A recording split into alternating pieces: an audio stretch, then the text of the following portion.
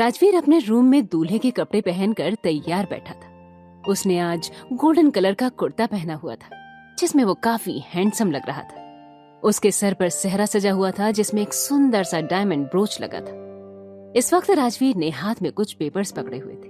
उसके सामने संजना के पापा केशव दीवान मौजूद थे। केशव राजवीर को देखते हुए बोले, राजवीर, जैसा तुमने बोला था मैंने इन पेपर्स पर साइन कर दिया है। अब तुम्हें कोई प्रॉब्लम नहीं है ना? राजवीर बिना किसी एक्सप्रेशन के बोला, नहीं, अब कोई प्रॉब्लम नहीं है, चलिए नीचे चलते हैं। केशव बोले, ठीक है चलो। राजवीर सीढ़ियों के पास आकर खड़ा हो गया और धीरे धीरे सीढ़ियों से उतरने लगा। नीचे खड़े सभी लोगों की नजर राजवीर पर ठहर सी गई।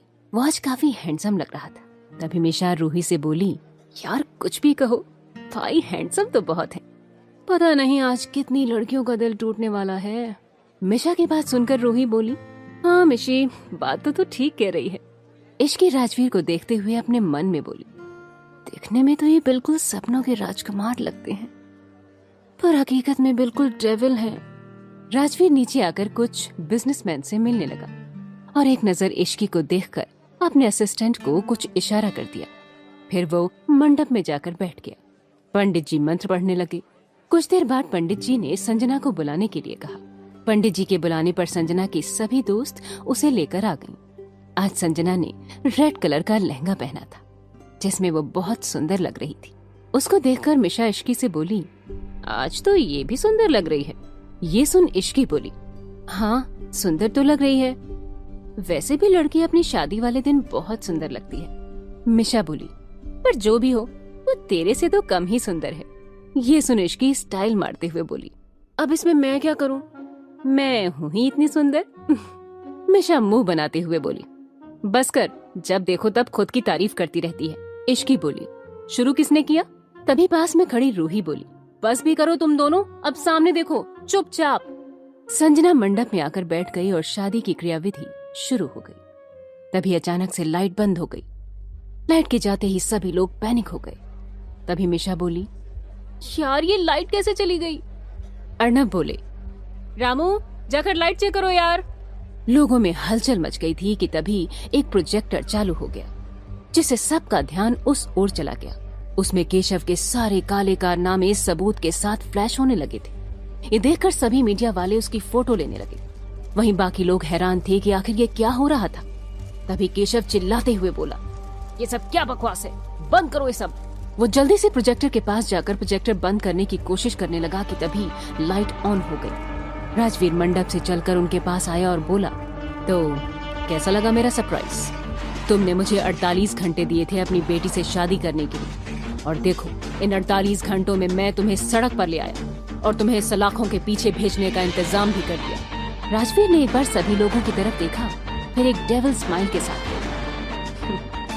अब देख लिया ना राजवीर सिंघानिया से उलझने का क्या अंजाम होता।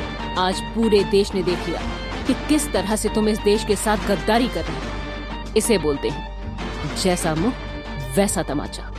ये कहते ही राजवीर ने अपना सेहरा उतारा और गुस्से से आगे बोला, ये शादी तुम्हें सबके सामने एक्सपोज करने का सिर्फ एक बहाना था ताकि सभी लोग जान लें कि राजवीर से टकराने का अंजाम क्या हो सकता है। राजवीर के इतना कहते ही घर के अंदर पुलिस टीम आई और केशव को अरेस्ट करके अपने साथ ले गई। जल्दी ही सबको समझ आ गया था कि राजवीर ने केशव दीवान को पकड़वाने के लिए ही शादी का जाल बिछाया था। ये सब देखकर इश्की मिशा से बोली, यार मिशा ऐसा लग रहा है जैसे हम किसी मूवी का सीन देख रहे हैं। उसकी बात सुन मिशा बोली, हाँ यार तू सही कह रही है, भाई कब क्या करते हैं कोई नहीं समझ सकता। कुछ देर बाद सभी मेहमान वहाँ से चले गए। वहीं मीडिया वालों ने राजवीर से कुछ सवाल किए और फिर वो लोग भी वहाँ से चले गए सिवाय पंडित जी के, क्योंकि उन्हें वहाँ रुकने के लिए बोला गया था। सबके जाने के बाद हॉल में बस घर वाले इश्की और संजना रह गए थे। जब संजना ने देखा कि अभी भी पंडित जी रुके हुए थे तो उसे एक उम्मीद मिली थी कि अभी भी शायद राजवीर उससे शादी कर लेगा। अर्नब बोले, क्या तुम संजना से शादी करोगे? राजवीर बोला, नहीं। राजवीर का जवाब सुनकर सारे घर वाले सोच में पड़ गए कि आखिर राजवीर किससे शादी की बात कर रहा था। सभी सोच रहे थे कि तभी संजना की आवाज आई, तुम ये क्या कह रहे हो राजवीर? तुम तो मुझसे प्यार करते हो ना? संजना की बात सुन राजवीर गुस्से से बोला, ये बात तुमसे कह किसने दी? संजना बोली, तुमने खुद मुझसे शादी की बात की थी। राजवीर बोला, तुम्हारे बाप के काले कारनामे को सामने लाने के लिए मुझे ये सब करना पड़ा।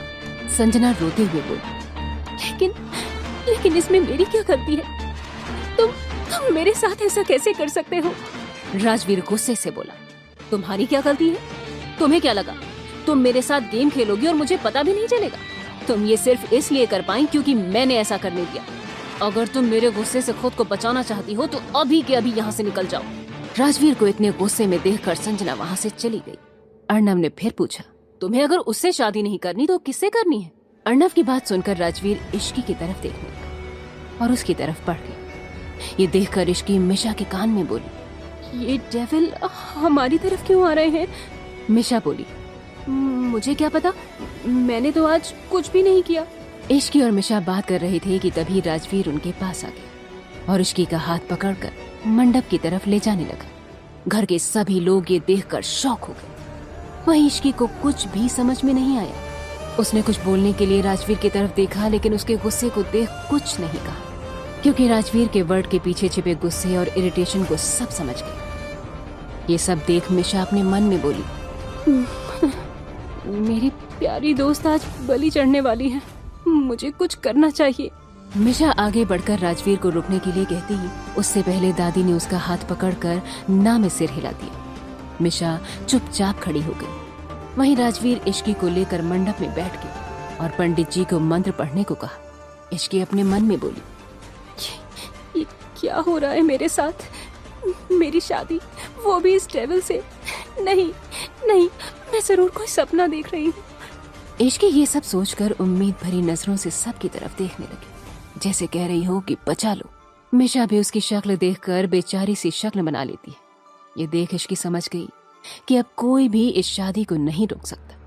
फिर भी इश्की हिम्मत करके राजवीर से बोली, ये आप क्या कर रहे हैं मिस्टर सिंघानिया? मुझे आपसे शादी नहीं करनी। इश्की की बात सुनकर राजवीर उसे गुस्से से देखने लगा। ये देख इश्की डर कर चुप हो गई और गर्दन नीचे कर ली। तभी पंडित जी ने फेरों के लिए कहा। राजवीर खड़ा हो गया, लेकिन इश्की बैठी रही। ये देख राजवीर ने उसे खड़ा किया और फेरे लेने लगा। इश्की भी धीरे धीरे कदम बढ़ाते हुए उसके साथ फेरे लेने लगी। 7 फेरे खत्म होने के बाद दोनों फिर से बैठ गए। पंडित जी ने राजवीर को मंगलसूत्र पहनाने को बोला। पंडित जी के कहते ही कोमल ने आकर राजवीर को मंगलसूत्र दे दिया। राजवीर ने वो मंगलसूत्र लेकर इश्की को पहना दिया और उसकी मांग भर दी। पंडित जी बोले, शादी की रस्में पूरी हुई। आप दोनों आज से पति पत्नी हैं। अब आप लोग बड़ों का आशीर्वाद ले लीजिए। ये सुनकर इश्की अपने होश में आई और सोचने लगी, ये मेरे साथ क्या हो गया? मेरी इतनी जल्दी शादी हो गई और वो भी इस डेविल से। मैं कैसे रहूंगी इसके साथ? इश्की ये सब सोच रही थी कि तभी राजवीर उसे लेकर दादी के पास चला गया और उनसे आशीर्वाद लिया। राजवीर और किसी के पास नहीं गया। ये देख अर्णव और कोमल को बुरा लगा, पर सभी को इसकी आदत हो गई थी। कुछ देर की खामोशी के बाद अर्णव राजवीर से बोले, तुमने इश्की से शादी कर ली वो तो ठीक है, लेकिन जिस वजह से की है उसके लिए ये शादी वैलिड नहीं है। इश्की की उम्र अभी 19 साल है और लड़कियों की शादी की लीगल एज अब 21 हो गई है। कोर्ट इस शादी को एक्सेप्ट नहीं करेगा और तुम्हारी मैरिज भी रजिस्टर नहीं होगी। राजवीर अर्णव की बात सुनकर बोला, आप इसकी चिंता मत कीजिए। मैंने वसीयत में अपनी शादी की एज 29 साल से 32 साल करवा दी है। इसका मतलब हमारे पास इश्की की उम्र 21 साल होने तक का टाइम। जब इश्की 21 साल की होगी तो शादी रजिस्टर हो जाएगी। ये कहते हुए राजवीर सीधे अपने रूम में चला गया और नीचे सभी लोग खड़े उसे देखने लगे।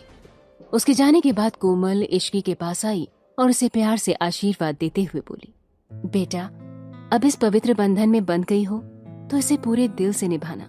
ये सुनते ही मिशा बोली, पवित्र बंधन में या जबरदस्ती के बंधन में? अपने भाई को रोका क्यों नहीं? इश्की ने कुछ नहीं कहा, वो चुपचाप सबकी बातें सुन रही थी। तभी मिशा उसका हाथ पकड़कर अपने रूम की तरफ ले गई। अंदर जाते ही इश्की मिशा से बोली, पता है मैं मंडप में उस दिन को कोस रही थी जब मैं तुमसे मिली। मिशा ने उदास होकर इश्की से पूछा, अब इसमें मेरी क्या गलती है? इश्की बोली, गलती तो मेरी भी नहीं है। ये सुन मिशा बोली, तू कुछ बोली क्यों नहीं? इश्की बोली, मैंने कहने की कोशिश की, लेकिन उन्होंने ऐसे घूर कर देखा कि मैं चुप हो गई। मिशा बोली, हाँ तो चुप होने का नतीजा देख, अब तो उनकी पत्नी बन गई है। तभी उनके रूम में कोमल आ गई और वो इश्की को देखते हुए बोली, इश्की, तुम अब इस रूम में नहीं रहोगी, बल्कि राजवीर के रूम में रहोगी। इश्की तुरंत चिल्ला कर बोली, बिल्कुल भी नहीं आंटी, आप मुझे उस डेविल के साथ रहने को कैसे कह सकती हैं? आप जानती हैं ना कि जब भी वो घर आते हैं तो मैं डर की वजह से रूम से बाहर ही नहीं निकलती। ऐसे में मैं उनके रूम में कैसे रह सकती हूँ? नहीं, मैं नहीं जाऊंगी। उसकी बात सुन मिशा ने अपनी माँ कोमल से पूछा, हाँ माँ, ये कैसे रहेगी भाई के साथ? तभी रूही रूम में आते हुए बोली, इश्की, अगर तुम भाई के रूम में नहीं गई तो भाई तुम्हें लेने यहाँ आ जाएंगे। इश्की बोली, ये आप क्या कह रही हैं दी? शुभ शुभ बोलिए। रूही बोली, तो तुम भी शुभ शुभ करो और चलो हमारे साथ।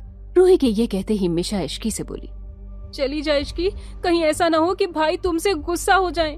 इश्की धीरे से बोली, ठीक है, मैं अपने कपड़े ले लेती हूँ। ये कहते हुए इश्की ने अपनी नाइट ड्रेस और कुछ कपड़े लिए और कोमल के साथ राजवीर के रूम की तरफ चली गई। कोमल इश्की को लेकर राजवीर के रूम के बाहर रुककर इश्की से बोली, बेटा तुम अंदर चली जाओ। ये सुन इश्की बेचारी सी शक्ल बनाकर बोली, एक तो आप मुझे डेविल के हवाले कर रही हैं, ऊपर से आप अंदर भी नहीं जा रही हैं। कोमल ने इश्की के गाल पर हाथ रखकर बोला, ऐसी बात नहीं है बेटा कि मैं तुम्हें अकेला छोड़ रही हूँ, बल्कि बात यह है कि राजवीर के रूम में सभी घर वालों को जाना मना है। ये सुनते ही इश्की बोली, तब तो मैं भी अंदर नहीं जाऊंगी, क्या पता मुझे देखकर वो गुस्सा हो जाए। कोमल जी बोली, ऐसा कुछ नहीं होगा, राजवीर तुम्हें कुछ नहीं कहेगा, तुम अंदर जाओ। इश्की ने आगे कुछ नहीं कहा और वो रूम का दरवाजा खोलकर अंदर देखने लगी। फिर कोमल से बोली, ये कितना बड़ा रूम है, ऐसा लग रहा है कि अंदर एक अलग ही दुनिया है। इश्की की बात सुनकर कोमल जी मुस्कुरा दी, फिर उसे अंदर जाने को कहा। इस बार इश्की हिम्मत करके अंदर चली गई।